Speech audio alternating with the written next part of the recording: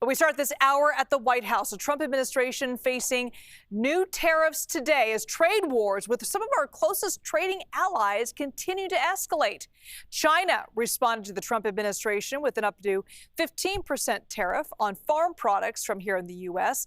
And if you live in Michigan, New York, and Minnesota, Ontario, Canada leveled a 25% tariff on electricity sent across the Canada-U.S. border. Let's begin with CBS News senior White House correspondent Weijia Jiang. She joins us for more on all this. Weijia, great to be with you. The president expects broader reciprocal tariffs will take effect on April 2nd. What more can you tell us? Yeah, Liz, it's kind of hard to pay attention at home to all the tiny steps that we have seen already in this tariffs trade war. And so far, we've really been talking about three trading partners, the biggest ones, Canada, Mexico, and China. And as you mentioned, China's retaliatory tariffs on American exports kicked in today. The ones on Canada and Mexico are on pause until April 2nd.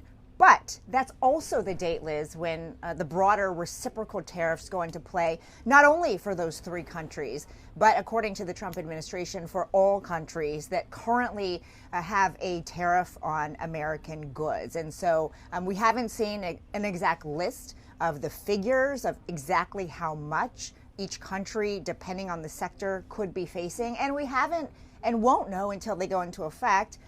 We don't know how the nations will respond. So they could be responding to these new tariffs saying that, it's another round of retaliation, which is exactly why so many economists are worried that when you get into this tit for tat war with various countries, that could really send, the global economy into shambles. But as we heard from the president again this weekend, he is convinced that it will, at the end of the day, really boost and change the American economy for the better.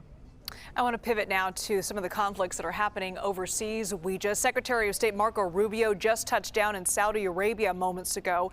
He has a high-stakes meeting with the Ukrainian delegation tomorrow. What are you watching for there?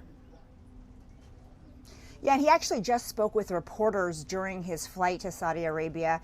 And, he reiterated that he really has to have an understanding of where both sides stand, Ukraine and Russia, as the U.S. tries to broker an end to the conflict there. And Zelensky has, gone to great lengths to try to say, despite the, very public spat that we saw in the Oval Office between him and Trump and Vice President Vance, that Ukraine is ready for peace and is ready to end the war quickly, even though he has said the opposite in recent weeks as well. And so Rubio, as the top diplomat for the United States, has to find where the common ground currently stands and where Ukraine currently stands, because the president himself has said it's actually Ukraine and not Russia that is more difficult right now when it comes to a peace deal.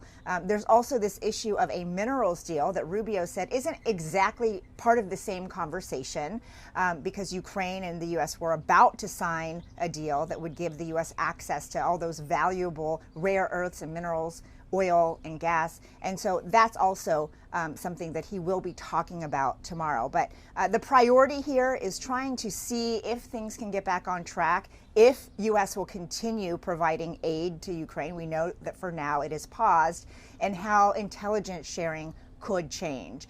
Rubio did stress that, all the intelligence surrounding defense for Ukraine still remains intact.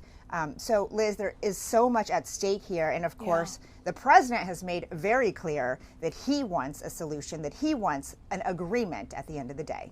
All right, we'll be watching. Weijia Jiang live for us at the White House. Thanks so much, Weijia.